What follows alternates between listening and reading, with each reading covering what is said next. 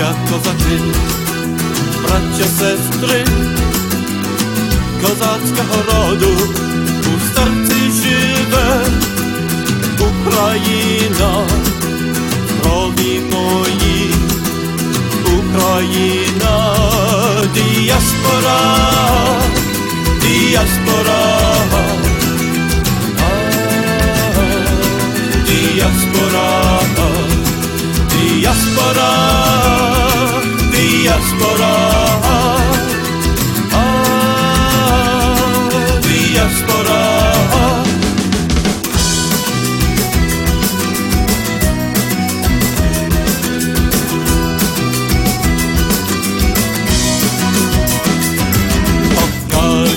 Що ми нові козаки, іноземці козацького роду, ми всі твої, Україно, всі твої, Україно, діаспора, діаспора,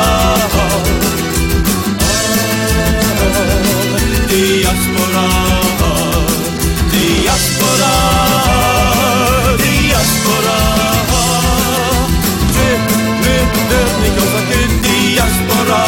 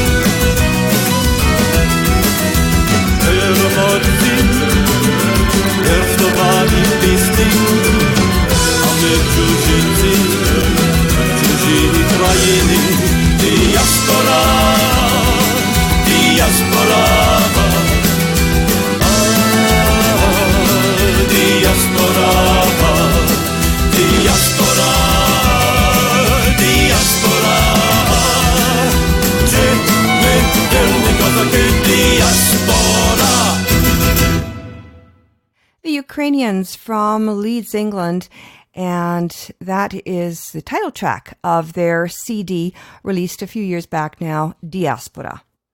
Добрий день, шановні радіослухачі, та вітаю вас всіх на радіопередачу «Наш Холос» радіо українського коріння, яка подається вам сьогодні, так як і кожній середи з 11 до 13 години на радіостанції CHLY 101,7 FM у місті Nanaimo. При мікрофоні цю годину є Павліна, а наступну годину буде з вами Оксана. Дякую, що рішили перебути з нами наступних 2 годин. Ми маємо дуже цікаві новини на сьогоднішній програмі. Hello there and welcome to Nash Holos Ukrainian Roots Radio, coming to you on CHLY 101.7 FM in Nanaimo. I'm Paulette Demchik-McCory, Pokrinske Pavlina, and I'll be your host for this first hour. Oksana will be here at 12 noon to host the show in Ukrainian.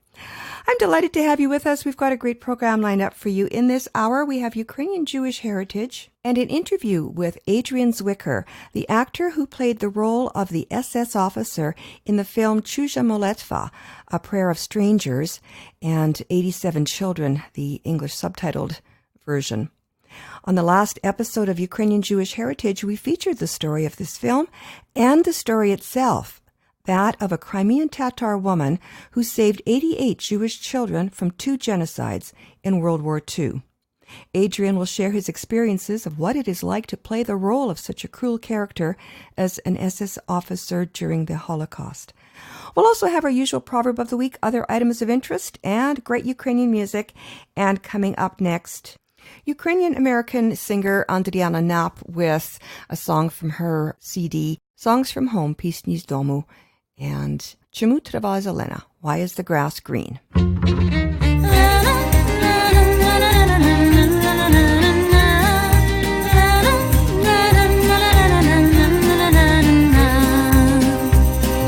Чом трава зелена, бо ще молода, чом дівчина горда, як бистра вода, чом дівчина горда, як бистра вода.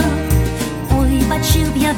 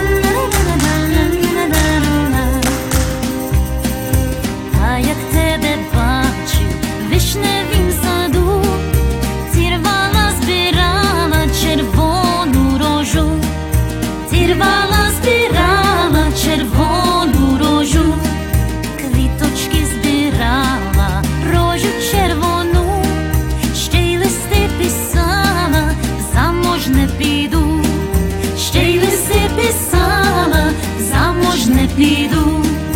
Не смійся, козаче, не насміхайся, я твоя не буду, не сподівайся, я твоя не буду, не сподівайся, я тою рожею заквічаюся, та й з тобою, мила, обвінчаюся, та й з тобою, мила, обвінчаюся.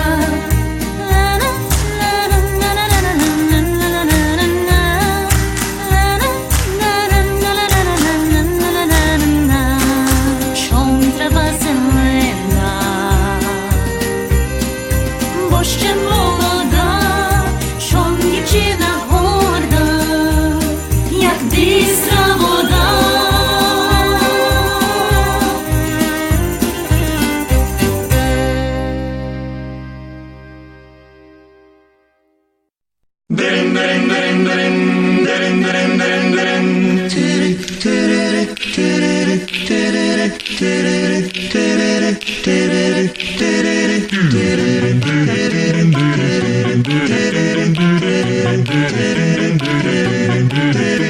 Там у вишневому саду, там соловейко щебетав, додому я просилася, а ти мене все не пускав.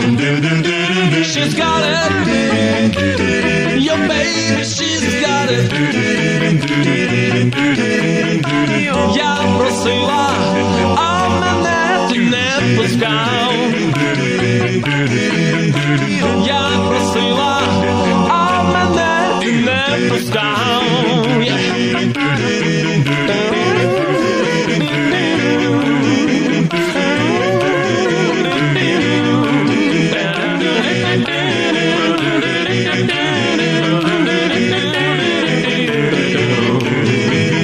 Милий мій, а я твоя, пусти мене, зійшла зоря, проснеться матінка моя, буде питать, де була я. She's got it, your baby, she's got it. Я просила, а мене ти не пускав. Я просила, а мене ти не пускав. Down, down, down, down.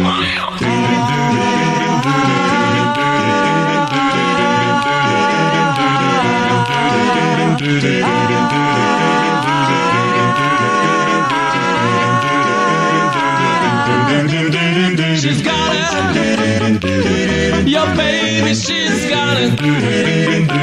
Hey. Я просила, а мене ти не пускав. Я просила, а мене ти не пускав.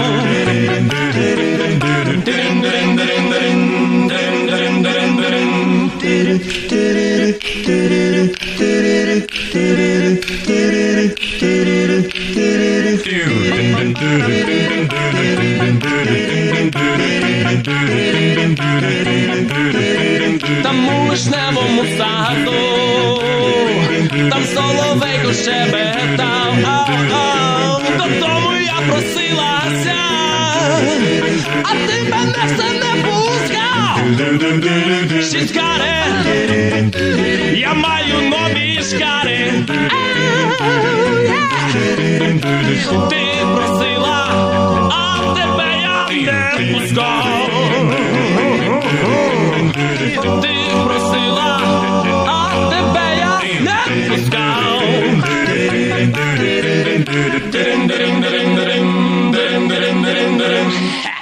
And the fabulous Picardisca Tertia from Ukraine channeling the Shocking Blue there with their rendition of Venus. Up next, we're going to change the pace again a little bit and definitely change the genre. We have the Coopasonics up next from Newfoundland right now, and from their most recent CD, Coop Funland, and kind of a sort of a country, I don't know, cross-genre version of Ukrainian folk song Ottoman.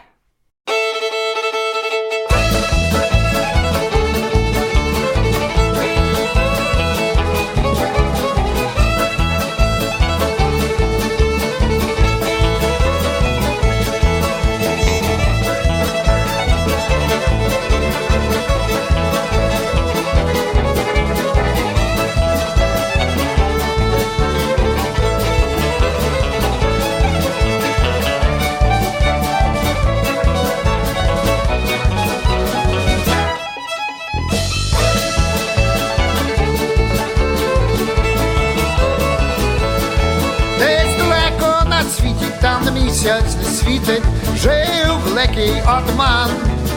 Він земельку ма свою і весь час був собою жив на світі, так і отаман. Я б хотів жити, як отаман, і дівчину українку мати там. Я би жив десь на степі, де кликають лелеки, де весело моє діти будуть жить.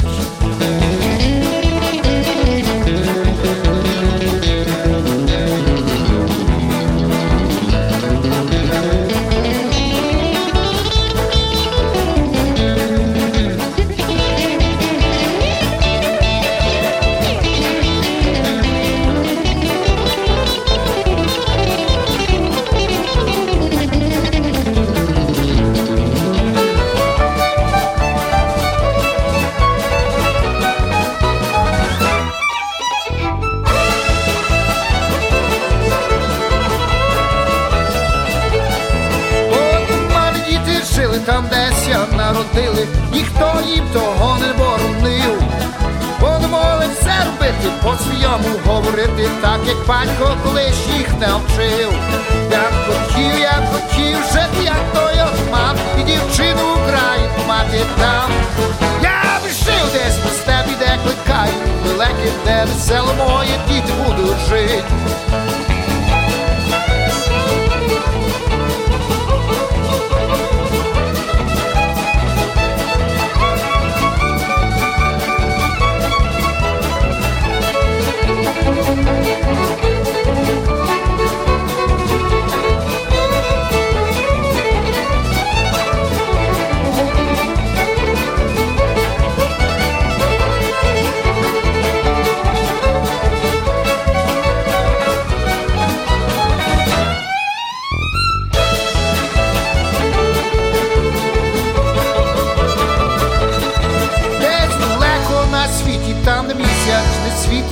Жив великий отаман. Він земельку мав свою і весь час був собою жив на світі, так і отаман. Я б хотів жити, як той отаман, і дівчину українку мати там. Я б жив десь на степі, де кликають лелеки, де весело мої діти будуть жити.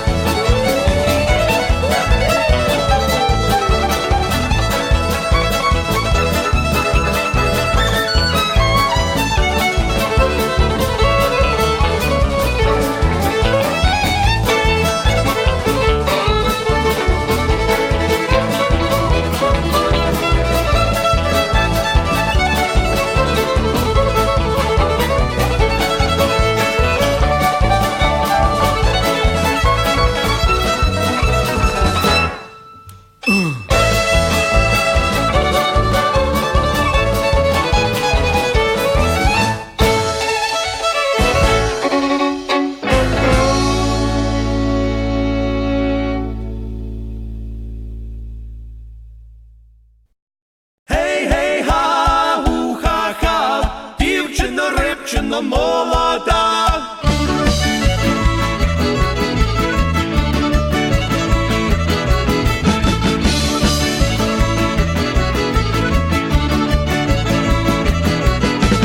Маві раз, дівчинонько, чупроненку, люблю ж тебе тушечку рум'яненку. Гей, гей, ха-ха, дівчино, рибчино молода. Гей, гей.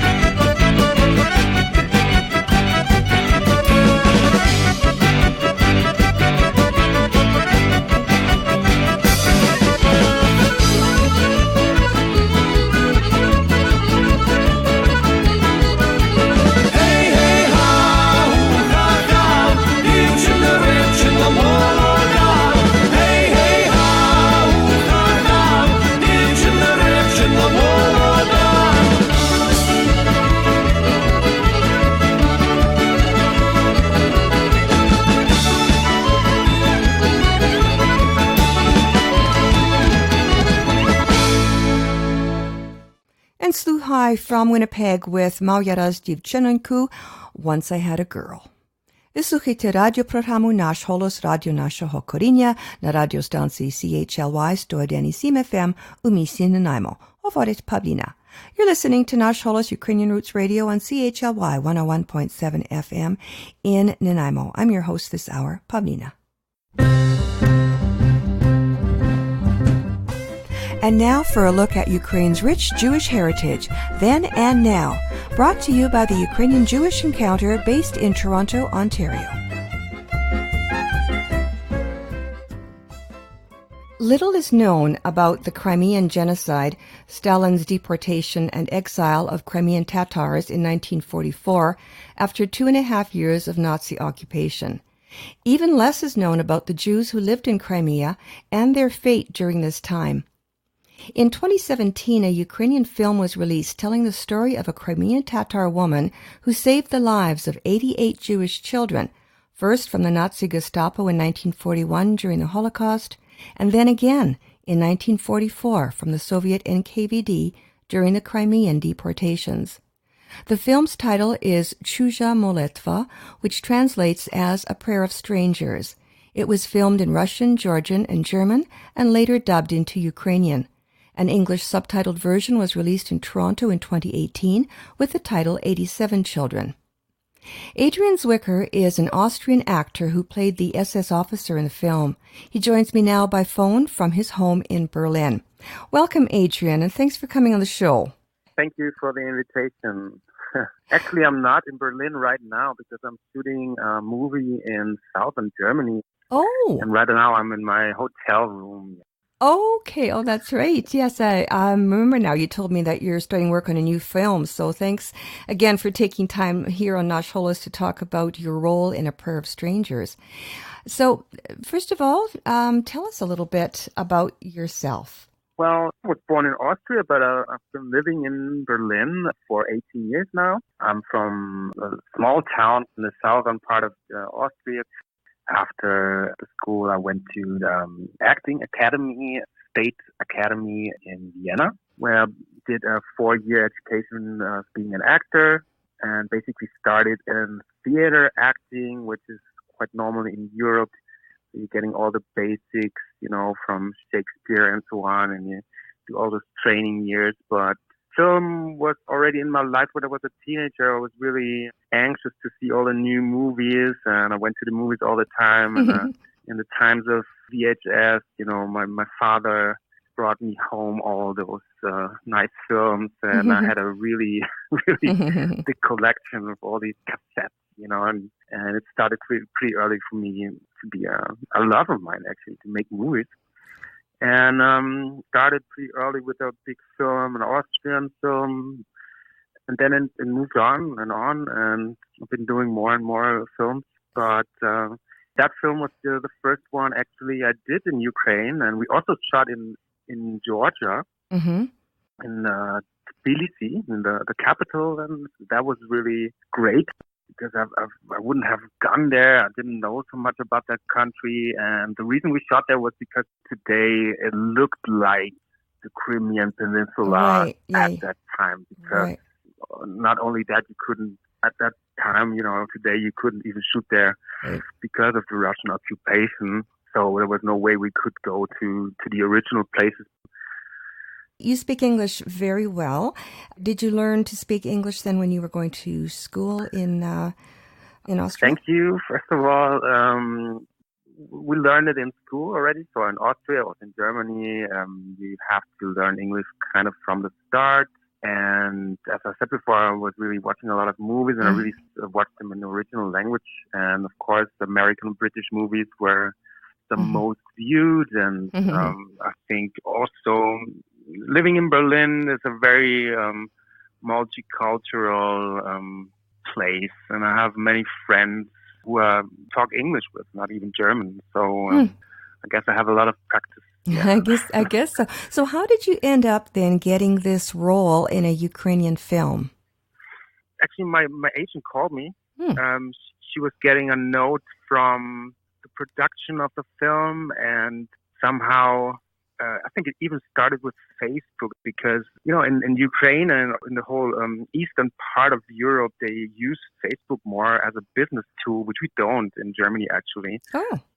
And I think they found me via Facebook, and then they just called my agent and asked if I could play the part. And Aktem Saitablayev, the director, he really wanted to cast that part with an original, German-speaking actor, because all the other cast was actually Ukrainian or Georgian background. And I think it was very important to him for this to be, as authentic as possible. And I also had to, since I don't speak Russian or Ukrainian, I played my part in German. But that worked pretty well, though.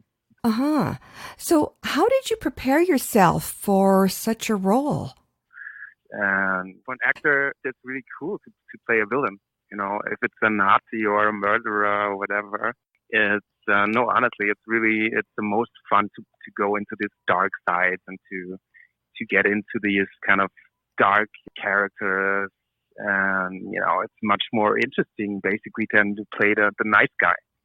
It's much more work involved, and that's what I always loved about acting. You can play somebody who is very far away from myself, So I'm a really a sunny guy, if you can say that. I'm a nice guy in real life. So that was a part wasn't actually that far away from me, because the guy Heinrich, the part I'm playing, he was a very well-educated man, and he was interested in art and history, and he spoke several languages. And he was sometimes like a schoolboy, on a trip to Ukraine, and he was interested in the artifacts, the German artifacts, which have been found on the Crimea Peninsula. So it was, not only that the SS had to swipe out those villages and kill those Jewish people, but his personal quest was to find these artifacts and to reestablish the German culture, this old antique culture there. It was kind of crazy thought, like Hitler was, he was interested, and it became an obsession for him to go there. And he fell in love with this kindergarten teacher, with Saider, the main character. Oh. And if you see the film, you find this really a nice guy. But then on the other hand, they had a task, there was, the SS was brutal, and it was a genocide, and then you see this nice character falling in love, being nice, and then the next moment, the next scene, you see this guy shooting a little kid, and that's what we also wanted to portray, how could somebody do that? And that was also crazy to get into that. And yes, it is hard. It was hard. It's not, you have sleepless nights preparing for that kind of part. And it was frightening to really stage those scenes where, for example, I really had to, grab that child and shoot it and stuff. And really, I had to cry there. And on the other hand, no matter how bad the character is, you can also play Richard III, who was killing all those people or whatever. If you go there, it's the same thing every time. It's just acting. In the end, you say, well, this is the story we want to tell. And I'm playing that character, and it's maybe hard to go there, but in the end, we have to deliver. And you go in there the same way you would play any other character, actually. Wow. And you use the same techniques to get into it. And, being that person, he that didn't think about himself as a bad character. So it's only for us to see, these kind of brainwashed characters. Be involved in this kind of crazy war crimes. But as I said before, as an actor, you want to go there. You want to go deep, and afterwards, you think kind of it was fun. And it was but also a big honor to be involved in that movie and to tell that story. Yeah, it's interesting when you're in the audience and you're watching a movie, and you get drawn into the story. You tell the story very well, and so you forget about that. That's not the actual character, and to hear you describe you having to portray somebody that you're not, for one thing, and to go into that dark side. You know, we know the history of war. Everybody knows it's awful, but if you're in a country where you've never grown up with it and you're trying to understand it, it seems like it is so easy. Like the line between a decent human being and somebody that becomes a war criminal or any other kind of criminal seems like a very, very fine line. And I think it's good for people to realize that I could be that person, possibly. You know, so, right? Yeah, if you can get that message across, I think that's very, very powerful a thing to do. Yeah, I think that was what we wanted to tell, you know, that is very compared to actual history. You know, if you look at the uprising of the right-wing parties in Germany and Austria and, you know, Poland and even France and stuff, then you start to think differently about that, because this is a very fine line, and it never started with total extremes going on the streets and catching Jews, or, you know, it's this small little things, this changing of language, and that it's being allowed and people don't care, people don't do anything about it. That's also part of a crime already, you know, not standing up, saying anything. All these things, they didn't start just overnight. You know, it took some time and some events to go there, and that's why it's so dangerous again today, you know, and that's why also this film is very important for modern society, you know, to see all those connections, and to see what you said, like this fine line, you know, that's very important to tell that story. Yeah. Did you know about the story of Sadie Arifova and the Jewish children she saved? Not before I got the script. No. I was very hit by this tragic story.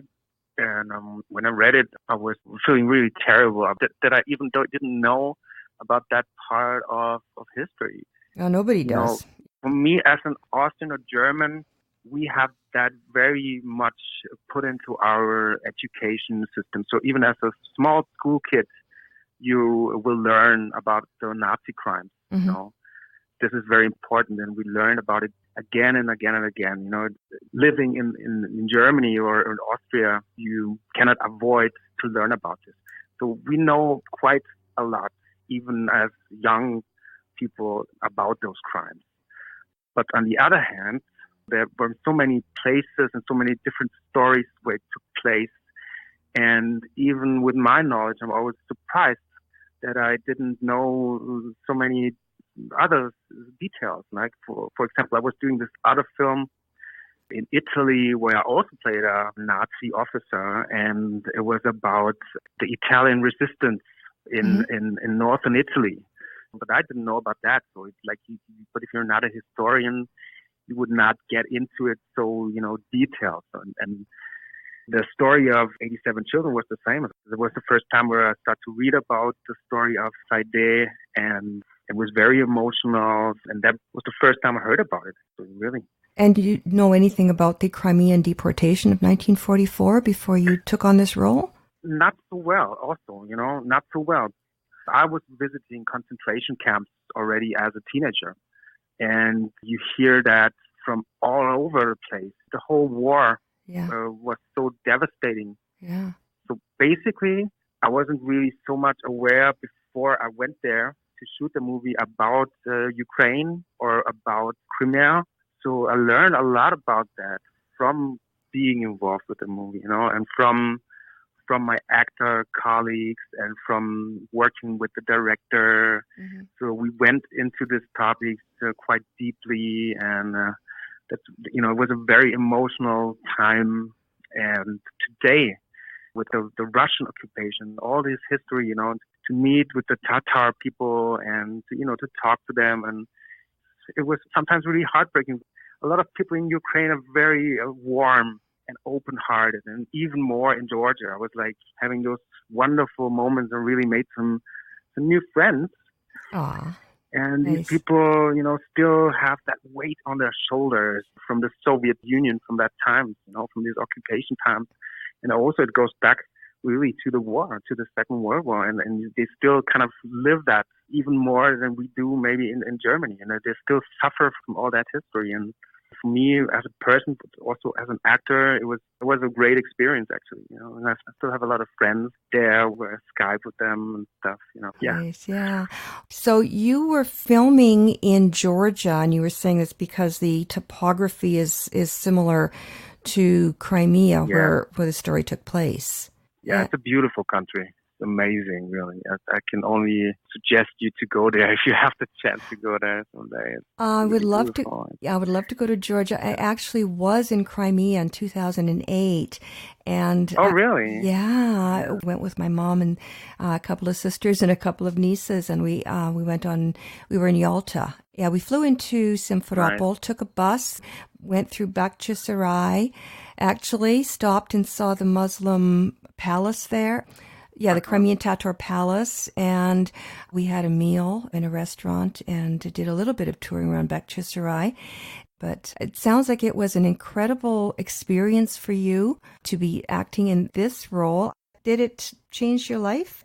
Yeah, of course. I found a lot of respect for those people, and like I said, I met some really, really open-hearted people, and you've been invited to private homes where they were cooking their food, and where you couldn't even leave, and you had to stay there the whole night drinking their vodka. And, that's very special there, and it's very meaningful. And maybe that if you have a meal with a party, and now we all together here, and it's so special, and we welcome our German friend to be with us, and this is our brother now, and it's like this kind of thing. It was really, really, really nice, and it changed my perspective. I didn't know a lot about Ukraine. Basically, if you ask people in Europe, in Germany about Ukraine, they don't know a lot about it. Right. Actually, it's just the news, and news channels owned by big companies, so you don't see the whole picture. So, right. But going there, you see what is really going on there. And I traveled there again to visit. I have a good friend now. He's from Kiev, and he's become one of my best buddies. Actually, he's a German-Ukrainian actor, Sebastian Anton. He also played in the movie, as my second officer. And he's really become one of my best buddies in Berlin. Oh, nice. And so I had the chance to go back there, and even talking with people, I always tell them how beautiful it is to go to Ukraine. And of course, it changed my perspective of history again, to go deeper into these topics, to see the truth behind basic history we learn. And it kind of made me also a better person, to be able to play in such a movie, because maybe if I didn't get the part, I don't know if I would have gone there really, There's a lot of beautiful places in the world. I don't know if I would have picked that at that particular time. Yeah. But basically, any part as an actor you play, even if it's just a doctor or a police officer or, a villain, whatever you play, if you do it right, if it's a great script, if you have the chance to work with great co-actors and great directors, you can go deeper in that subject, and you learn more about that, and you learn more about yourself. And it can sometimes even feel like a therapy. Coming out of that kind of a movie, you feel like a different person.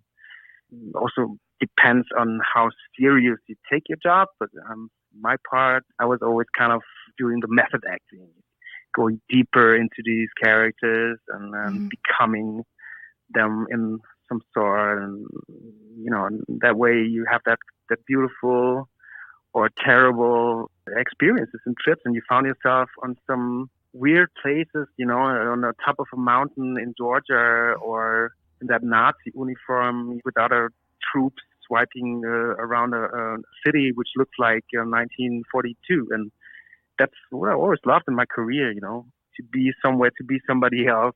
It's like an experience you would never have in your life if it wasn't for that. Yeah. I really cherish that. I love that. Oh, well, it's wonderful to hear your behind the scenes, how an actor feels about the role they play, and it's given me a new perspective, and I hope our listeners as well, when we watch movies now, to go deeper, as you have to go deeper in your job. And I think it's maybe our job, quote unquote, as decent human beings, to think about that, to reflect on that.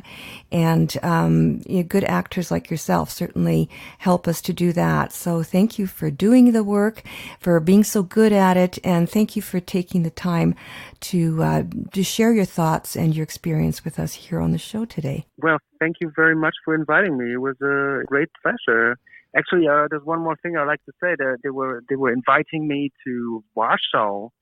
Next week there will be a Jewish film festival where they invited the film 87 Children.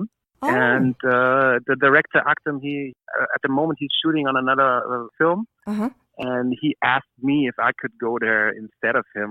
And I already told him that I would, but then this other movie, came in where I'm right now, so I couldn't go there. It was a pity because I would love to have presented the film there, but work comes first. So, always, yeah. What are you working on now? It's a film called Sinking Ship. It's actually a portrait of a small family going to the summer vacation, and it's about violence and losing control, and it's a very psychological family drama where I've been taking the lead role, and it's also very, very interesting. Like I said, it's good to dive into this part of your soul which you never explored, and you can go in there and be bad or be damaged, but then you go back to your hotel room or you go back home, and I'm Adrian again, and I'm a happy person, and I get out of it again. It's always good to be in there, but also good to come back. Yeah. Amazing. So thank you again, Adrian. I really appreciate your time. Good luck on your new movie, and all the best in the future. Thank you so much. I really appreciate that, and thanks for the invite. Okay, my pleasure. Thanks, Adrian. I was speaking with Adrian Zwicker, the Austrian actor who played the role of the SS officer in the film Czuja Molitwa, A Prayer of Strangers. The English subtitled version of the film is called 87 Children. It is the story of a Crimean Tatar woman who saved Jewish children from 2 genocides during World War II, Hitler's Holocaust and Stalin's deportation of Crimean Tatars. Her story aired in the previous episode of Ukrainian Jewish Heritage. You can find the transcript and audio file at the Nash Holos website. For more information or a copy of the film, contact East West Film Distribution in Vienna, Austria. This is Pavlina, producer and host of Nash Holos Ukrainian Roots Radio. Thank you for listening. Until next time, Shalom. Ukrainian Jewish Heritage is brought to you by the Ukrainian Jewish Encounter based in Toronto, Ontario. To find out more about their work, visit their website and follow them on Facebook and Twitter. Transcripts and audio files of this and earlier broadcasts of Ukrainian Jewish Heritage are available at their website, ukrainianjewishencounter.org, as well as at the Nash Holos website, www.nashholos.com.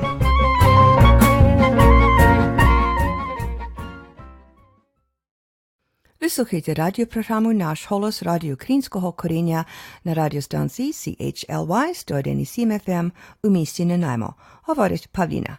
You're listening to Nash Holos Ukrainian Roots Radio on CHLY 101.7 FM in Nanaimo. I'm your host this hour, Pavlina.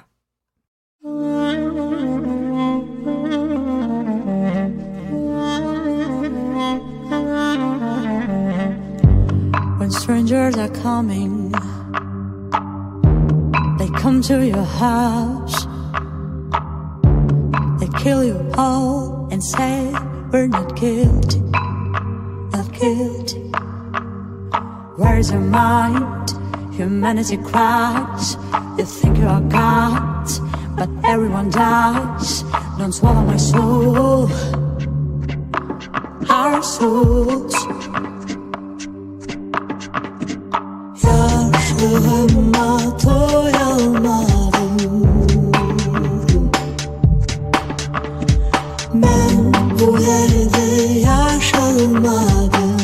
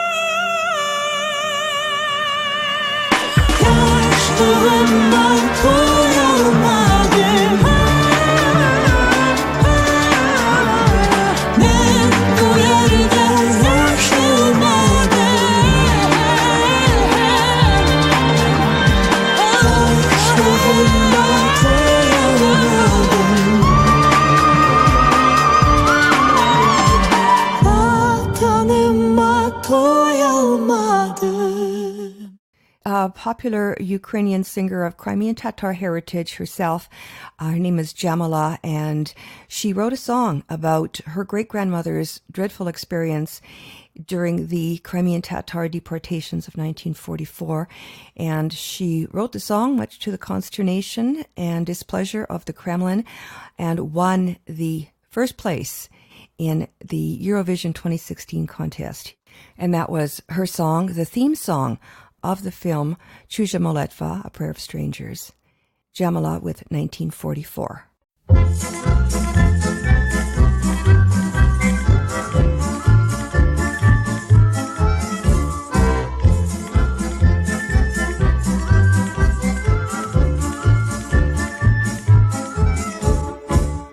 Козак за Дунай, сказав дівчино, прощай, ти конику вороненький, скоро вирушай, цілих ручок не ламай, ясних очі не стирай, мене з війни славою собі ожидай.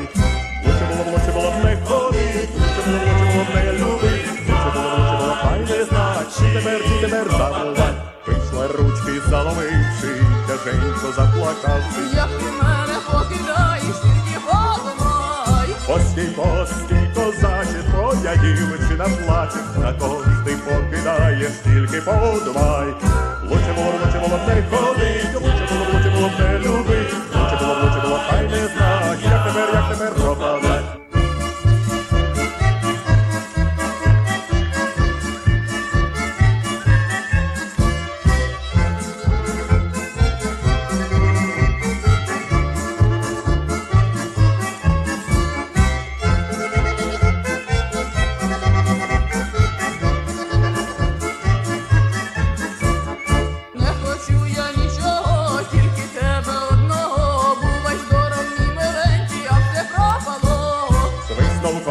На коня, оставайся здорова, як не скину, то вернуся через 3 года.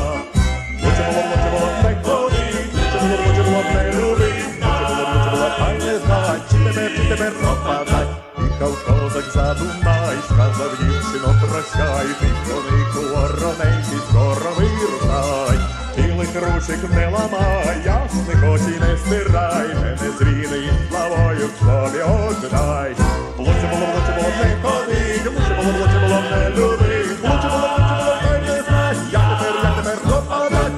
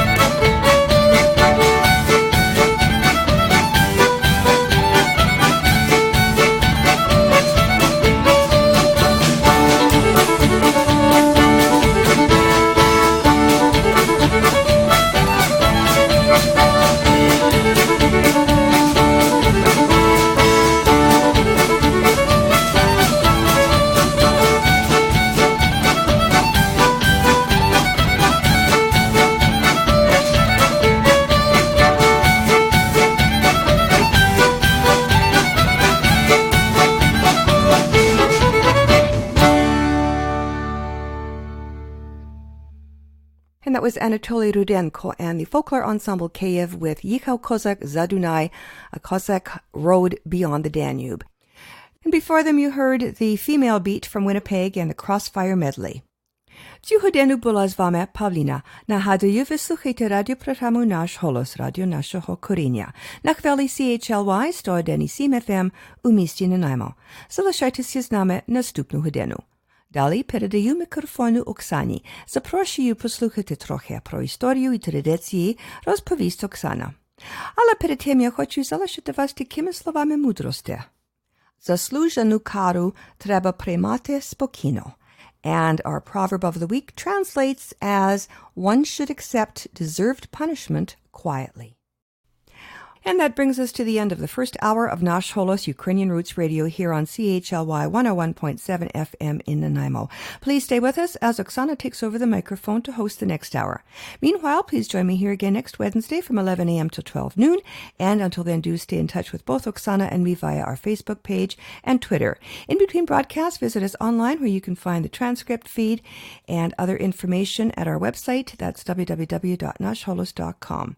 You can also find Nash Holos on Mixcloud, Apple Podcasts, Spotify, YouTube, and other podcast places, and of course on your favorite podcast app. So stay tuned next for the Nash Holos Ukrainian Hour with Oksana, followed by Wellness Wednesday to learn how to be healthy naturally. And at 2 p.m., join Gord Bibby for 2 hours of great oldies on Groovin' with Bibby G. I'm Pavlina. Thanks so much for listening. Do zустрічі.